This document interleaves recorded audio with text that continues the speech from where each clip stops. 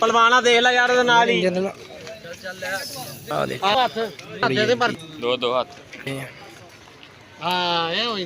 बढ़ गया भाई रेट बहुत चढ़ गया फिर चढ़ गया जी चचारी करे हाँ देखा ना चढ़ गया रेट चढ़ गया चलो पीछे पीछे ते लैन दे गंदा मौके रेट चढ़ गया जमाना छान कर ते कोई आश ना आया आया उसी को सुभान कनक दा नहीं आया कनक दा 250 रुपया हाँ भाई आजा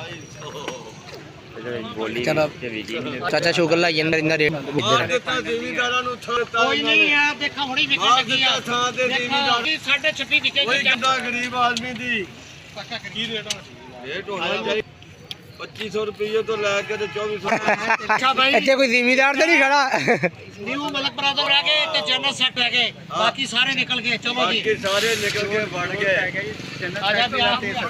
हां कम ਤੀਰ ਜੋੜ ਪੈ ਗਿਆ 200 ਦੇ ਦੇ कुछ पाना ਕਿਹੜਾ ਨੰਬਰ दो दे ओ पुआला जेड़ा को तीन पै गए साढ़े पाला मलक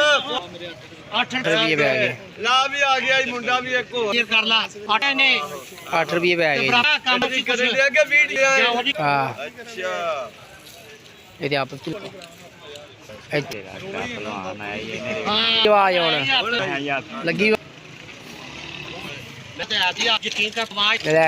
ਹੁਣ 9 ਰੁਪਏ ਦਾ ਹਾਂਜੀ ਕਿੰਨਾ 49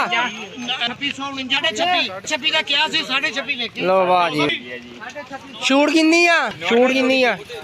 ਛੂਟ ਕਿੰਨੀ ਆ 9 ਰੁਪਏ ਜ਼ਬਰਦਸਤ ਹੋ ਗਈ ਜੀ 2649